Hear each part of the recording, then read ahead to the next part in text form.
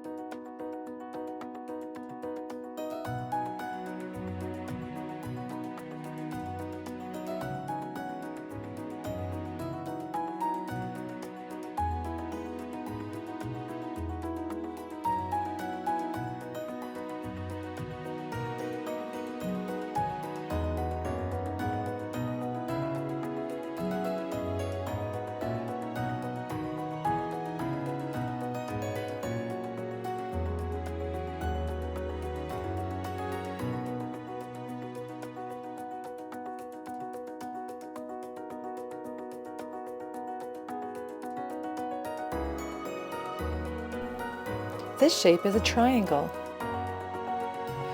This is an oval. And this shape is a rectangle.